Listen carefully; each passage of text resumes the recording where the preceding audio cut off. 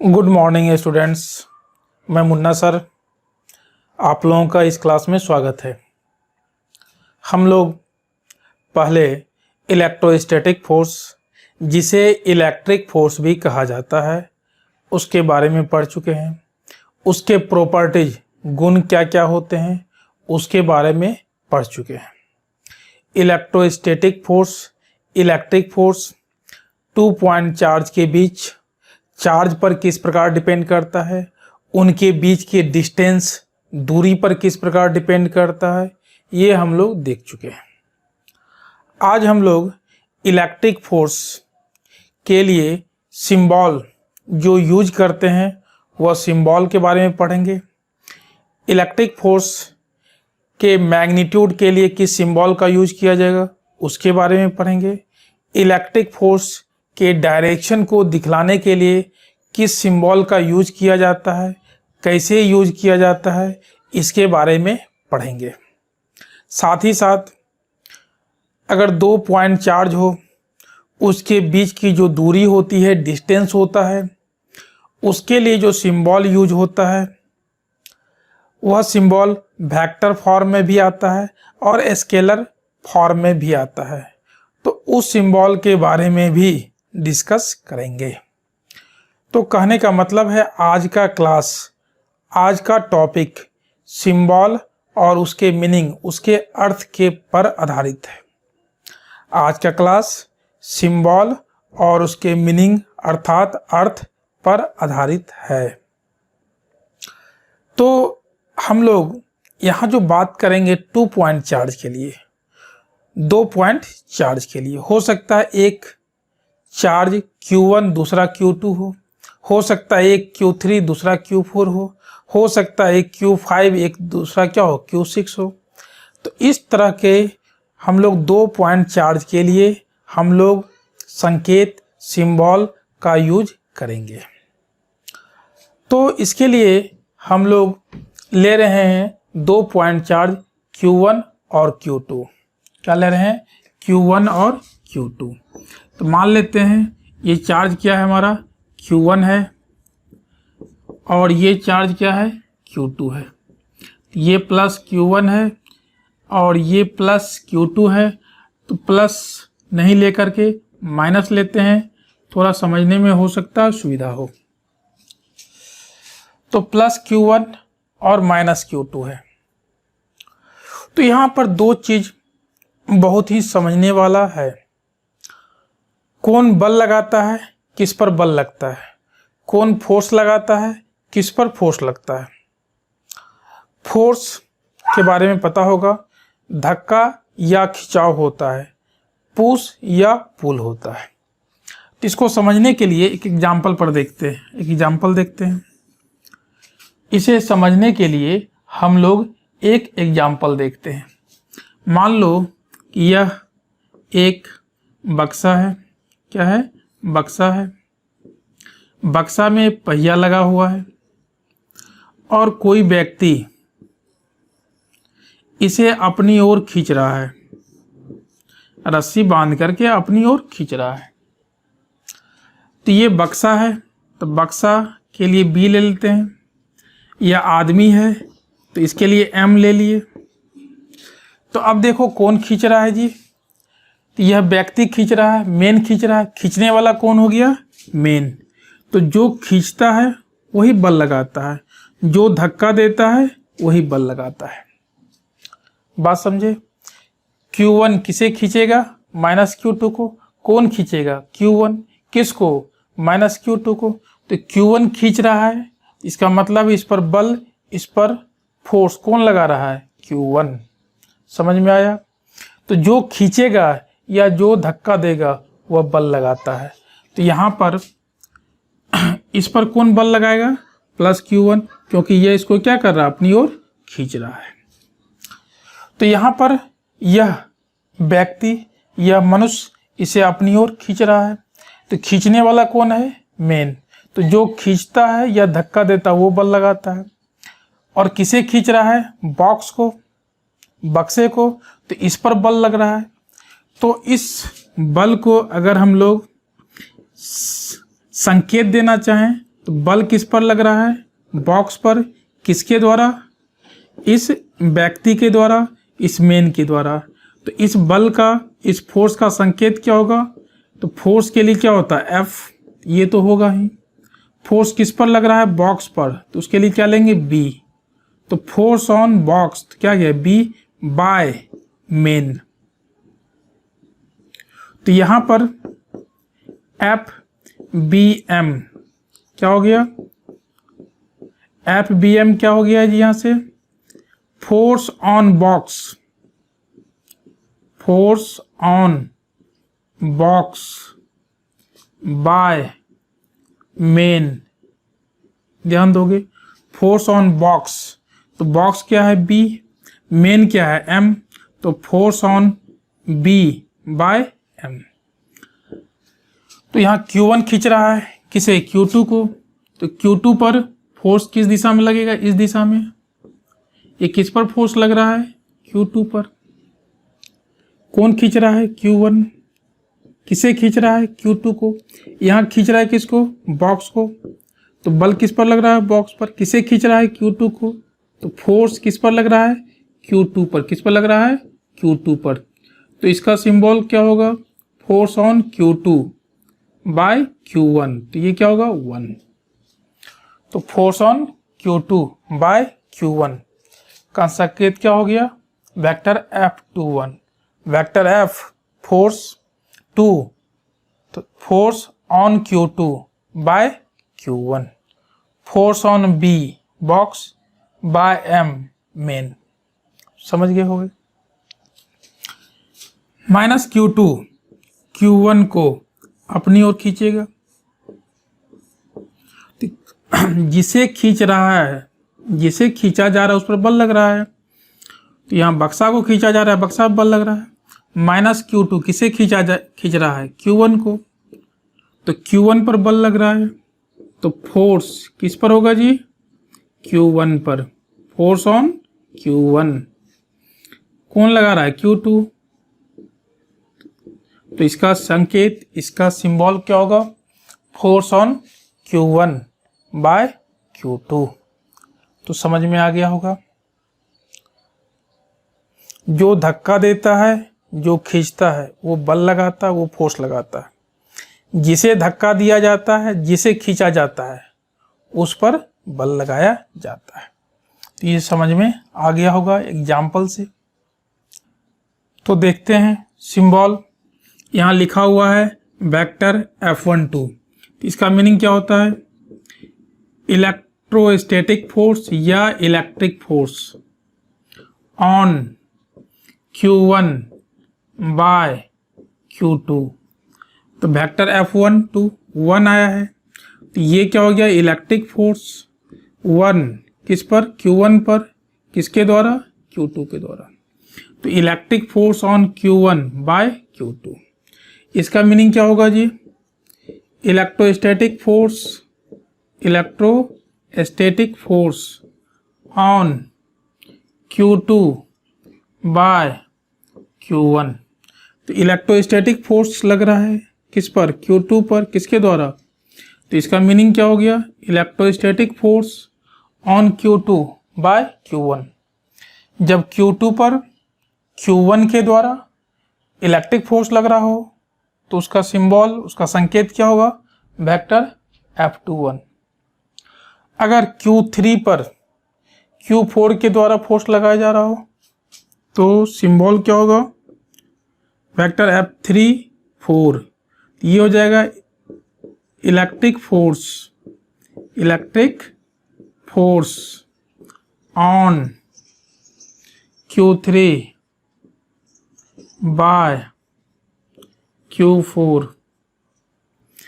Electrostatic force on Q3, electrostatic force on Q3 किस पर? Q3 पर। किसके द्वारा? Q4 के द्वारा। Electrostatic force on Q4 by Q3। Electrostatic force on Q4 by Q3। Electrostatic force किस पर? Q4 पर। किसके द्वारा? Q3 के द्वारा। तो ये सब सिंबल है और उसका मीनिंग है। अब यह तुम बतलाओ, अगर कहीं पर ये लिखा रहे तो क्या समझना है? वेक्टर F 5 6, तो force on Q5 bye Q6। कहीं लिखा रहे वेक्टर F एट 7, तो ये क्या होगा? Electrostatic force on Q8 by Q7।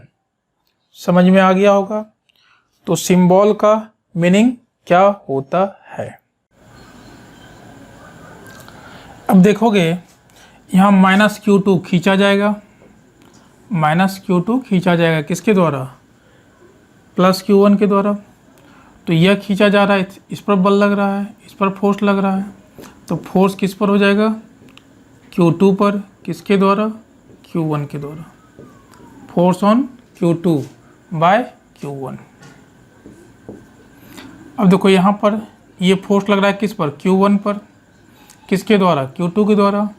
तो ये क्या होगा? Force on Q1, force on Q1 by Q2, force on Q1 by Q2। ये क्या है? Force on Q2 by Q1। तो फिर से समझोगे, जो खींचा जाता है, जो खींचा जाता है उस पर बल लगता है, जो खींचता है वो बल लगाता है।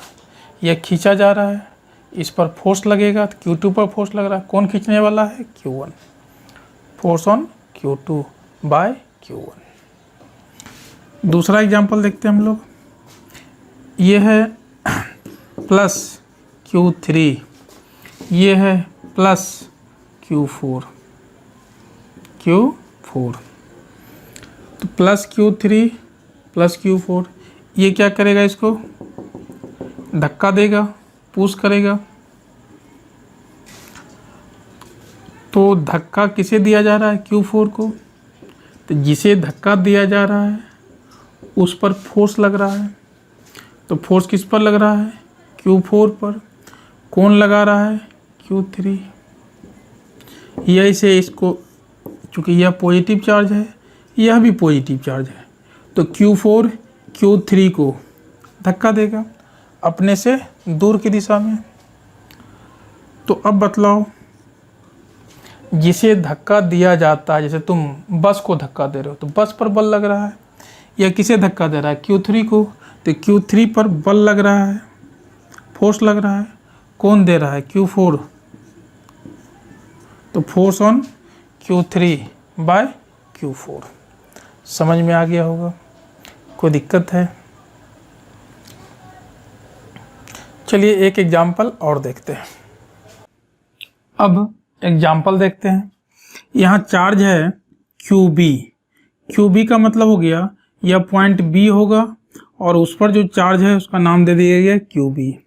ये पॉइंट C होगा और C पॉइंट पर जो चार्ज है उसका नाम क्या दे दिया गया है? QC। यह पॉइंट D होगा और D पॉइंट पर जो चार्ज था उसका नाम क्या दे दिया गया है? QD। यह पॉजिटिव चार्ज है, यह भी पॉजिटिव चार्ज है, यह भी पॉजिटिव चार्ज है। तो यह पॉजिटिव चार्ज है और यह नेगेटिव चार्ज है। तो A पर जो चार्ज होगा उसका नाम क्या दे दिया गया है? QA। और ये नेगेटिव चार्ज है। तो देखो यह इसे अपनी ओर खींचेगा, तो खींचा जा रहा है A किसके द्वारा? B के द्वारा। इस पर तो इस फोर्स का नाम क्या होगा जी? Force on QA by QB। तो force on QA, force on A by B। अब देखो QC खींच रहा है किसे? QA को। तो फोर्स लग रहा है किस पर? A पर। तो इसका नाम क्या हो जाएगा? Force on QA, force on QA by Q C. Force किस पर लग रहा है? ए पर। किसके द्वारा? सी के द्वारा। ये इसको अपनी ओर खींच रहा है, तो डी खींच रहा है किसे? ए को। तो इसका क्या होगा? Force on A by D. तो इसके पहले हम लोग समझे थे Q1 Q2 के रूप में, Q3 के रूप में, Q4 के रूप में। अब देख रहे हैं अगर चार्ज का नाम QA, QB, QC, QD हो तो किस प्रकार से हम लोग फोर्स के लिए सिंबल का यूज करते हैं। तो फोर्स ऑन क्या है? ये QA। तो QA का मतलब A पर जो चार्ज है बाय QD। तो शायद समझ में आ गया होगा संकेत पूरी तरह से। अब हम लोग देखते हैं फोर्स के मैग्नीट्यूड मान के लिए संकेत सिंबल किस प्रकार लिया जाता है। तो अब देखते हैं इलेक्ट्रिक फोर्स के मैग्नीट्यूड के लिए सिंबल। तो यह जो लाइन है, वर्टिकल लाइन, इसको हम लोग पढ़ते हैं मैग्नीट्यूड। क्या पढ़ते हैं? मैग्नीट्यूड। तो मैग्नीट्यूड ऑफ वेक्टर F12, जिसे हम लोग लिखते हैं F12, और इसका मीनिंग क्या होगा? Electric force on Q1 by Q2। यहां से यहां तक क्या पढ़ रहे हैं? Electric force on Q1 by Q2। और इस लाइन रहने के कारण क्या पढ़ेंगे? Magnitude of electric force on Q1 by Q2। तो यहां भी इस लाइन रहने के कारण क्या पढ़ेंगे? Magnitude of electric force on Q2 by Q1। तो मैग्नीट्यूड ऑफ, इस लाइन के कारण क्या पढ़ेंगे? Magnitude of vector F21। और इसे लिखने का तरीका क्या है? F21। एरो एलिमिनेट होता है, हट जाता है। और इसका मीनिंग क्या है? Magnitude of electric force on Q2 by Q1। अब देखो यहां पर क्या है जी? वेक्टर FAB का मैग्नीट्यूड लिया गया है। ये इसको हम लोग क्या लिख सकते हैं?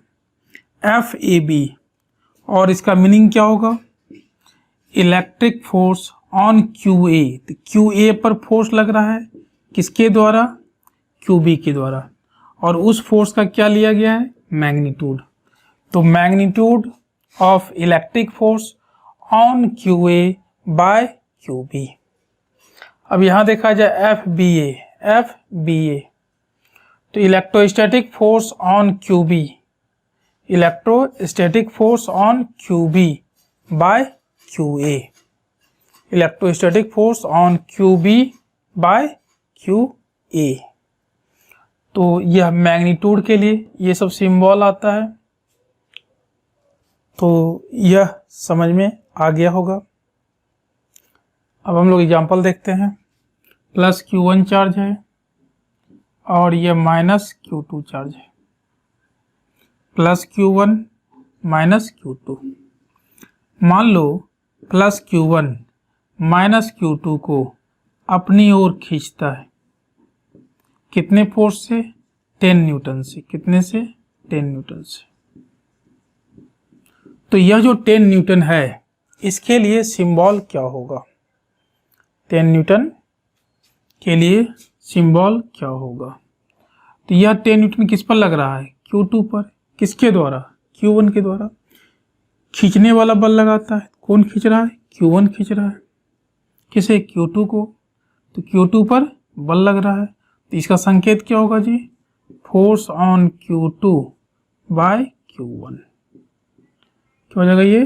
Force on Q2 by Q1। तो इसका सिंबल क्या हो जाएगा? F21। Force on Q2 by Q1 कितना होगा? 10 न्यूटन। कितना होगा? 10 न्यूटन। समझ में आ गया होगा। दूसरा एग्जांपल देखें। मान लो यहाँ पर ये पॉइंट A है, ये पॉइंट B है। इस पर चार्ज है प्लस QA, इस पर चार्ज है प्लस QB। यह इसको क्या कर रहा है? धक्का दे रहा है। कितने फोर्स से? मान लो 15 न्यूटन से। कितने से? 15 न्यूटन से। तो कितना हो जाएगा यहाँ से, फोर्स किस पर लग रहा है, बी पर, तो इसका सिंबल क्या होगा, तो force on Q B by Q A equal to 15 newton. तो मैग्नीट्यूड के लिए किस प्रकार सिंबल लेते हैं समझ में आ गया होगा, force on Q B by Q A 15 newton, Q2 पर लग रहा है तो force on Q2 by Q1 10 Newton. तो शायद मैग्नीट्यूड के लिए भी सिंबल समझ में आ गया होगा। देखो ये आसान है, टेंशन लेके नहीं समझना है कि कैसे होता है, टेंशन नहीं लेना है, सिर्फ ट्रिक समझना है। जिस पर लग रहा है वो पहले लिखा जाता है, बी पर लग रहा है तो बी पहले है, लगाने वाले का नाम बाद में होता है। किस पर लग रहा है, Q2 पर, तो 2 क्या है, पहले है, जो लगा रहा है उसका नाम बाद में है। समझ में आ गया होगा।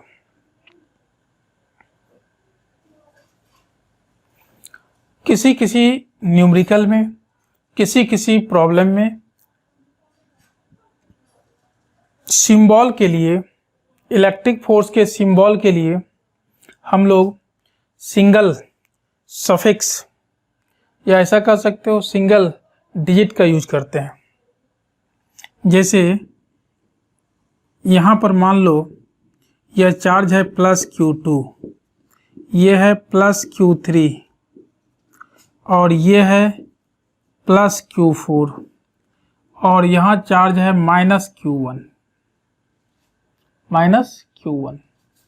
यह इसे अपनी ओर अट्रैक्ट करेगा। तो ये फोर्स कौन लगा रहा है जी, Q2, तो सिर्फ नाम F2 भी दे सकते हैं। तो फोर्स बाय Q2 किस पर लग रहा है, तो देख रहे हैं -Q1 पर। किस पर लग रहा है अगर वो नहीं बतलाना हो तो कौन लगा रहा है उसका नाम देंगे। फोर्स लगा रहा है कौन, Q2, यह फोर्स कौन लगा रहा है, Q3, तो इसका नाम इस प्रकार भी दिया जा सकता है। यह फोर्स कौन लगा रहा है, Q4, तो F4 भी दिया जा सकता है। क्या दिया जा सकता है, F4, वेक्टर F4।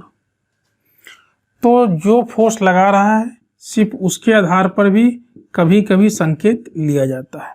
तो यहाँ वेक्टर F4 का अर्थ क्या होगा, electric force by Q4, vector F3 electric force by Q3, vector F2 electric force by Q2, electric force by Q2। समझ में आ गया होगा। तो कहीं कहीं इस तरह से भी संकेत या सिंबल लिया जाता है। किस पर लग रहा है वह नहीं दिखाया जाता है, कौन लगा रहा है सिर्फ उसके लिए लिया गया है। Q2 लगा रहा है तो वेक्टर F2, Q3 लगा रहा है तो वेक्टर F3, Q4 के द्वारा लग रहा है तो वेक्टर F4। समझ में आ गया होगा। अगर यह 5 न्यूटन हो, ये 6 न्यूटन हो और ये 8 न्यूटन हो तो लिखने का तरीका क्या होगा, F2 5 न्यूटन, F3 कितना होगा 6 न्यूटन और ये क्या है F4, तो F4 कितना होगा जी 8 न्यूटन। समझ में आ गया होगा। इस तरह से हम लोग मैग्नीट्यूड का सिंबल लेते हैं। ओ ऑरिजिन है, ऑरिजिन से अगर Q1 चार्ज का डिस्प्लेसमेंट बतलाना हो, ऑरिजिन से Q2 चार्ज का डिस्प्लेसमेंट बतलाना हो, ये चार्ज Q2 है, तो ऑरिजिन O से चार्ज Q1 का जो डिस्प्लेसमेंट होगा उसका सिंबल होगा वेक्टर R1। ऑरिजिन से चार्ज Q2 का, किसका डिस्प्लेसमेंट ले रहे हैं, Q2 का, कहाँ से, ऑरिजिन से। ध्यान दोगे जिसका डिस्प्लेसमेंट लेते हैं हेड वहां होता है, Q2 का डिस्प्लेसमेंट ले रहे हैं तो हेड कहाँ होगा, Q2 पर। Q1 का डिस्प्लेसमेंट ले रहे हैं तो हेड कहाँ होगा, Q1 पर। और टेल कहाँ होता है, जहां से डिस्प्लेसमेंट लेते हैं। तो डिस्प्लेसमेंट कहां से ले रहे हैं, ऑरिजिन से, मूल बिंदु से। तो वेक्टर R2 किसका डिस्प्लेसमेंट है, किसका पोजीशन वेक्टर है, Q2 का। Q1 का डिस्प्लेसमेंट है या Q1 का पोजीशन वेक्टर है, क्या, वेक्टर R1। अगर Q3 होता तो उसका पोजीशन वेक्टर का सिंबल क्या लेते, वेक्टर R3। क्या लेते, वेक्टर R3। समझ में आ गया होगा। अब Q2 का डिस्प्लेसमेंट कहां से लेना हो, Q1 से।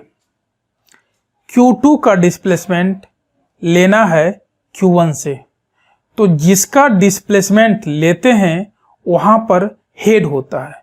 तो Q2 का डिस्प्लेसमेंट लिया जा रहा है तो Q2 पर हेड होगा। और कहां से लिया जा रहा है, Q1 से, तो Q1 पर टेल होगा। तो इसका जो सिंबल होता है Q2 का डिस्प्लेसमेंट कहां से, Q1 से, तो Q2 का डिस्प्लेसमेंट वेक्टर R2 कहां से, Q1 से।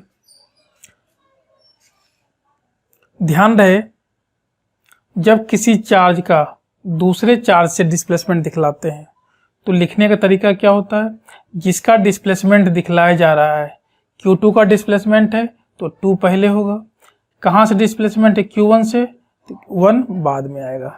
तो ये होगा क्या, displacement of Q2 from Q1। तो यहां लिखा जा सकता है क्या, वेक्टर R21 को क्या लिख सकते हैं, डिस्प्लेसमेंट ऑफ Q2, डिस्प्लेसमेंट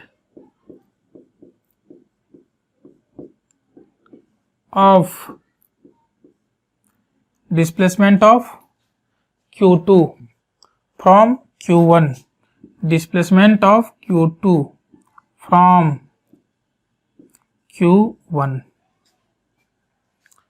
ये समझ में आ गया होगा। अगर हम लोग वेक्टर मेथड से यहाँ कुछ लिखना चाहें तो, जैसे ये O है, मान लो यह पॉइंट A हो और ये पॉइंट B हो, तो एरो बतलाता है कि O से अगर A पर जाएं फिर A से B पर जाएं तो यहाँ पहुँचेंगे, O से डायरेक्ट B पर जाएं फिर भी वहीं पहुँचेंगे। तो क्या हो सकता है, vector OA plus vector AB किसके इक्वल होगा, वेक्टर OB के।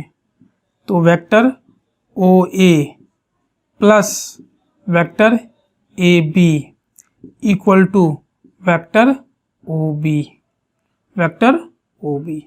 तो वेक्टर OA क्या है जी, vector R1 plus vector AB क्या है, vector R21 equal to vector R2।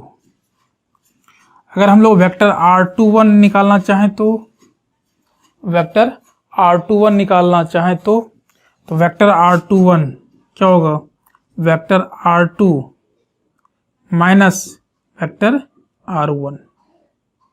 ध्यान दोगे तो वेक्टर R2 इक्वल टू क्या हो जाएगा, वेक्टर R21 इक्वल टू क्या होगा, vector R2 minus vector R1। ठीक इसी प्रकार से अगर हम लोग लिखना चाहें वेक्टर R12 वेक्टर R12, तो यहाँ 2 है तो R2 पहले आया, 1 बाद में है तो माइनस R1 आया। तो यहाँ से हम लोग दूसरा चीज लिख सकते हैं, दूसरा कोई भी, जैसे अगर हम लोगों को लिखना हो वेक्टर R12 इक्वल टू क्या लिख सकते हैं, vector R1 minus vector R2। इतना समझ में आ गया होगा। तो वेक्टर R21 क्या होगा, vector R2 minus vector R1, vector R12 क्या होगा, vector R1 minus vector R2। यहां तक में कोई दिक्कत है? अब अगर हम लोग Q1 का डिस्प्लेसमेंट लेना चाहें, कहां से, Q2 से। अब यहां देखोगे ऑरिजिन से Q1 का जो पोजीशन वेक्टर है वह वेक्टर r1, ऑरिजिन से q2 का जो पोजीशन वेक्टर है वह वेक्टर r2। q1 का डिस्प्लेसमेंट लेना है, q2 से q1 का डिस्प्लेसमेंट, तो हेड कहाँ होगा जी, q1 पर, हेड कहाँ होगा, q1 पर। कहाँ से लेना है, q2 से, तो टेल कहाँ होगा, q2 पर। ये हो गया क्या, displacement of q1 from q2, तो displacement of q1 from q2।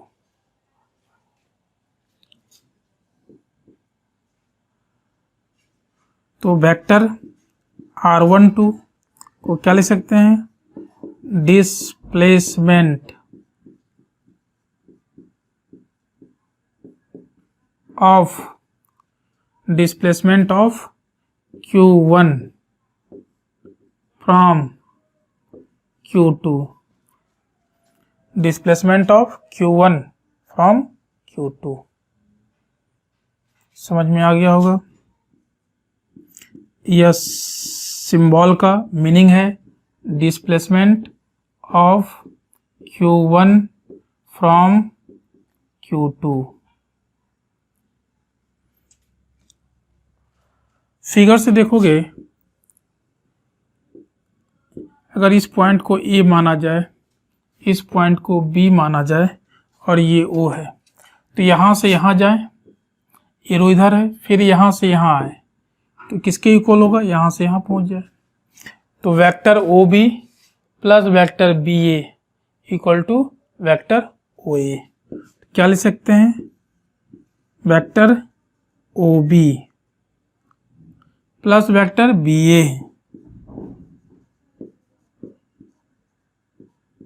Equal to vector OA। तो vector BA, vector OB, vector OA का मान रख दो।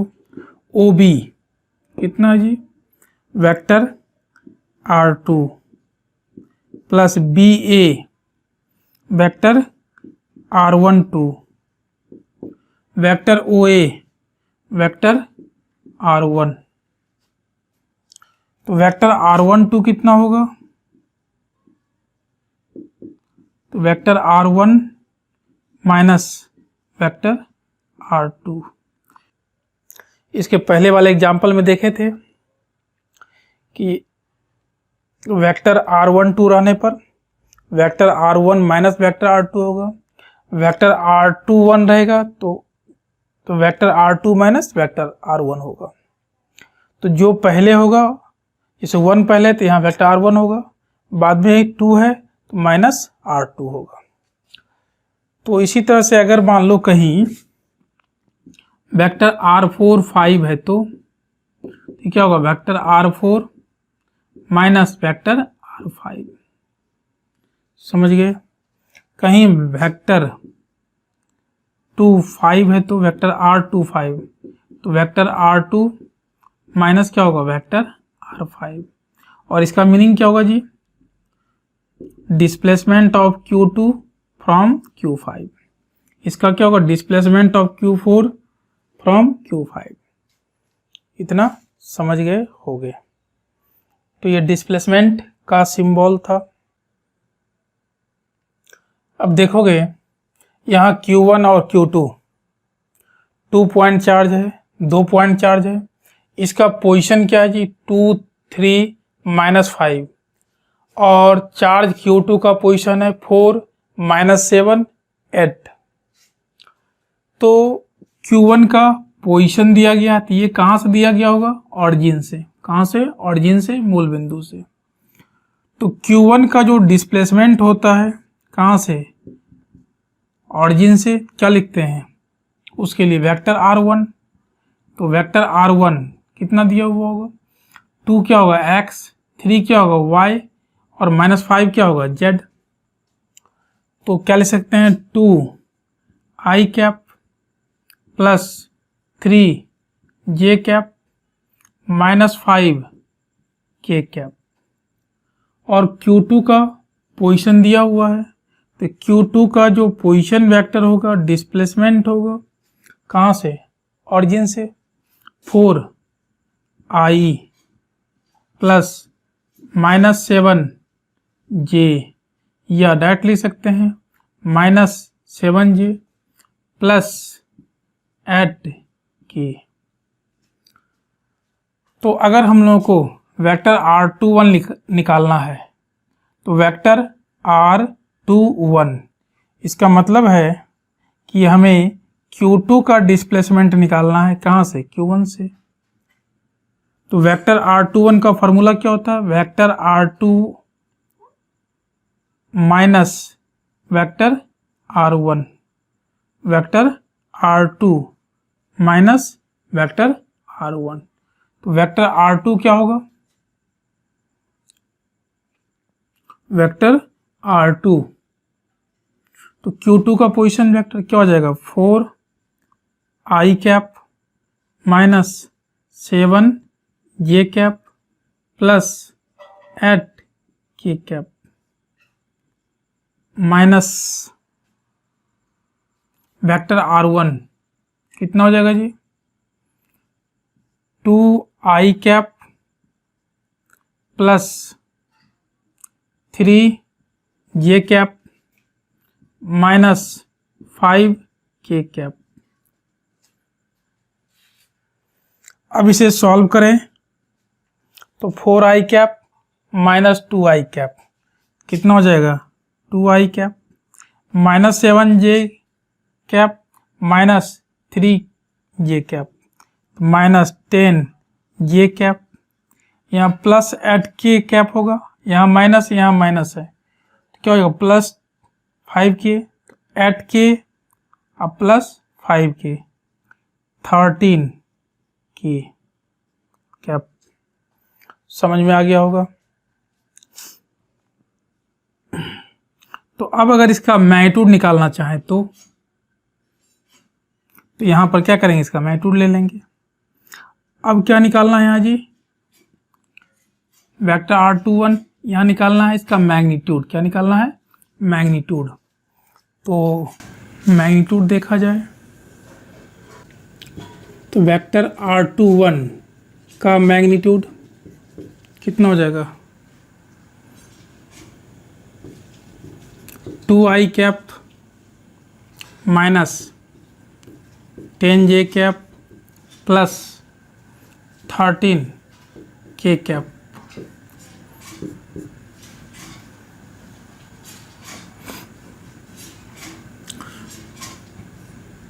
तो कितना हो जाएगा जी मैग्नीट्यूड?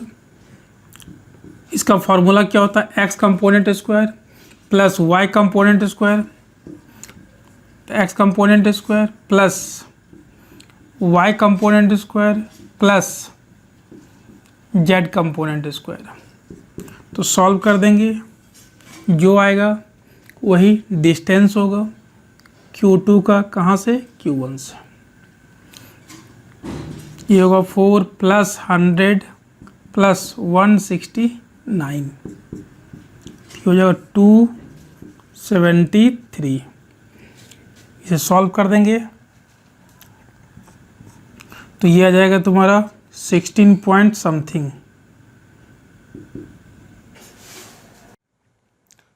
अब हम लोगों को देखना है 2 पॉइंट चार्ज के बीच की जो दूरी होगी, डिस्टेंस होगा, उसके लिए संकेत symbol.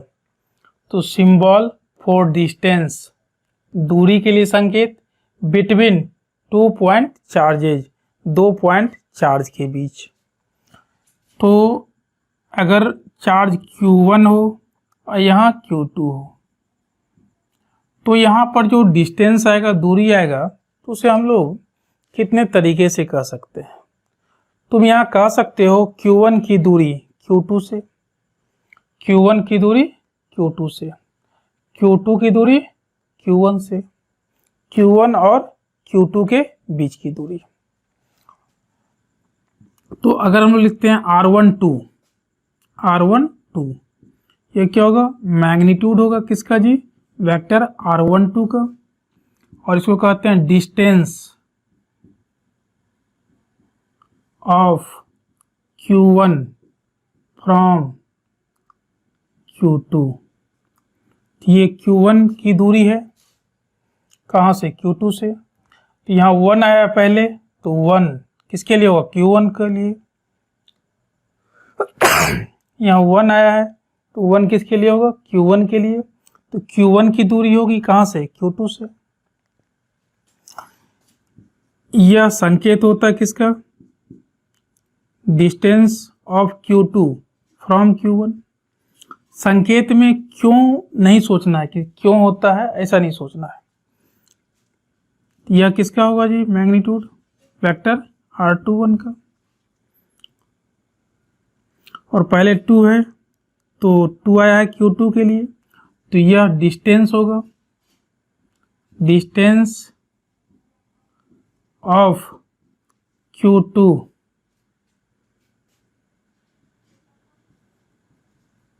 From Q1। Distance of Q2 from Q1 किसका डिस्टेंस? Q2 का डिस्टेंस। कहाँ से? Q1 से। Q2 का डिस्टेंस कहाँ से? Q1 से। अगर हम लोग बात करें Q1 और Q2 के बीच का डिस्टेंस, Q1 और Q2 के बीच की दूरी, तो इसके जो बीच की दूरी होगी वह Q1 से Q2 की दूरी हो या Q2 की Q1 से दूरी हो, बराबर होगा। यह दोनों दूरी बराबर होगा, Q1 की दूरी Q2 से या Q2 की दूरी Q1 से, तो दोनों आपस में बराबर होगा। तो Q1 की दूरी Q2 से, Q2 की दूरी Q1 से, बराबर क्या लेते हैं? R। समझ में आ गया होगा। तो Q1 और Q2 के बीच की दूरी ये भी ले सकते हो, ये भी ले सकते हो और ये भी ले सकते हो, सिर्फ कहने का तरीका अलग अलग होता है।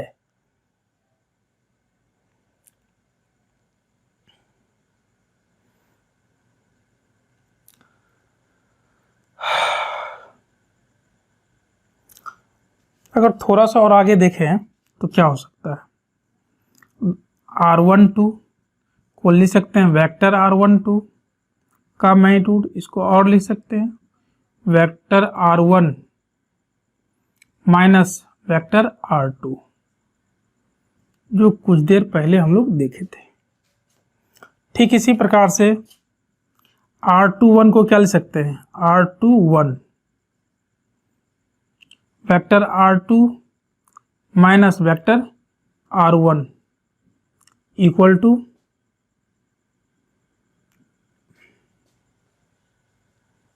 कट।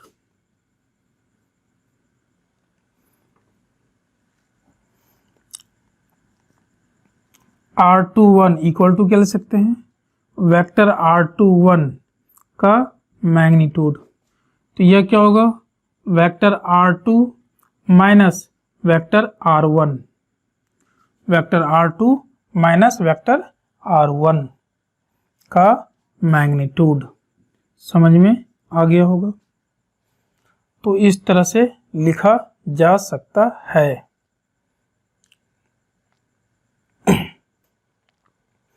अब हम लोग देखेंगे फोर्स के डायरेक्शन, फोर्स की दिशा, इलेक्ट्रिक फोर्स की दिशा के लिए संकेत या सिंबल।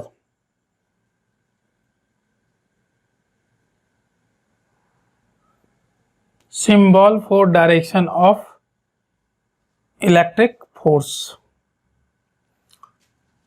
अब देखोगे जैसे यहाँ Q1 चार्ज है और यहाँ Q2 चार्ज है, तो इस डायरेक्शन के लिए ये जो दिशा है क्या है जी? Q2 की ओर, Q1 से। तो इस दिशा को हम लोग दिखलाते हैं किस संकेत से? Towards Q2। ये क्या है? टुवार्ड्स Q2, Q2 की ओर, कहाँ से? Q1 से। तो इसके लिए सिंबल होता है cap R21 towards Q2 from Q1 towards Q2 from Q1। अगर यही इस तरह रहे Q1 की ओर हो, ये Q1 है और मान लो ये Q2 है। अब इस डायरेक्शन को बतलाना है, तो ये क्या है, Q1 की ओर, तो कैप R12 टुवार्ड्स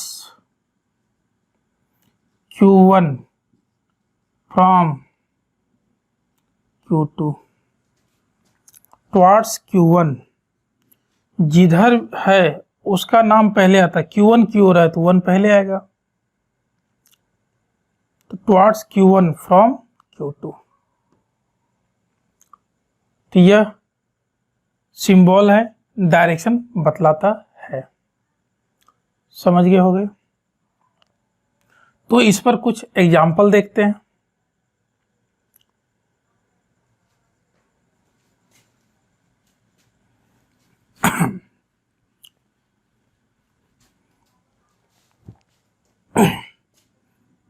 एग्जाम्पल,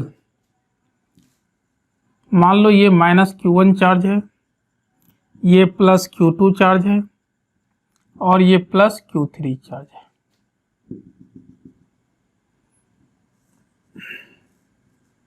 ये फोर्स लग रहा है 5 न्यूटन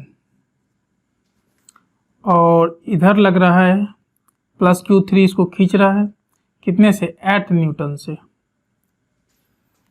कितने से, 8 न्यूटन से। तो अब इस फोर्स के लिए तुम्हें इस फोर्स के मैग्नीट्यूड के लिए सिंबल लेना है और डायरेक्शन के लिए। तो यह फोर्स किस पर लग रहा है जी, Q1 पर, किसके द्वारा, Q3 के द्वारा। क्या हो जाएगा, force on Q1 bye Q3 कितना होगा, 8 न्यूटन। और किस दिशा में लग रहा है, Q3 की ओर, तो कैप Q3 की ओर लग रहा है, किधर से, Q1 से, तो टुवार्ड्स Q3 की ओर Q1 से। ये हो गया मैग्नीट्यूड, ये हो गया डायरेक्शन। अब इसके लिए लिखना है, तो फोर्स किस पर लग रहा है, Q1 पर, तो फोर्स ऑन Q1 कौन लगा रहा है, Q2 खींच रहा है, तो force on Q1 by Q2 कितना है, इसका वैल्यू 5 न्यूटन।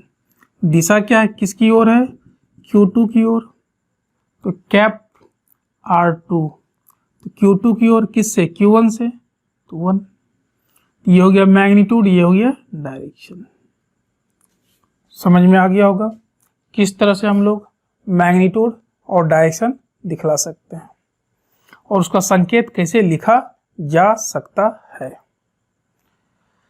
तो आज हम लोग देखें किसी इलेक्ट्रिक फोर्स का संकेत किस प्रकार लिखेंगे, उसके मैग्नीट्यूड का संकेत कैसे लिखेंगे, उसके डायरेक्शन के लिए संकेत कैसे लेंगे, डिस्प्लेसमेंट का मैग्नीट्यूड के लिए संकेत क्या होगा, डिस्प्लेसमेंट के लिए संकेत क्या होगा, इतना समझ में आ गया होगा। तो ये सभी सिंबल्स कूलम्ब्स लॉ में यूज होता है जब कूलम्ब्स लॉ को वेक्टर फॉर्म में पढ़ते हैं। अगर इस सिंबल का तुम्हें मीनिंग पता नहीं है, ये सिंबल अच्छी तरह से नहीं समझते हो, तो जब कूलम्ब्स लॉ वेक्टर रूप में, सदिश रूप में निकालने के लिए, लिखने के लिए कहा जाएगा तो तुम नहीं लिख पाओगे। तो ये मोस्ट इम्पोर्टेंट है, ये मोस्ट इम्पोर्टेंट कंसेप्ट है, ये हमेशा यूज होगा, बहुत सारे न्यूमेरिकल्स में यूज होगा। इसको अच्छी तरह से कमांड कर लेना है। तो इसी प्रकार वीडियो देखते रहिए और समझते रहिए और इसे सब्सक्राइब कर लीजिए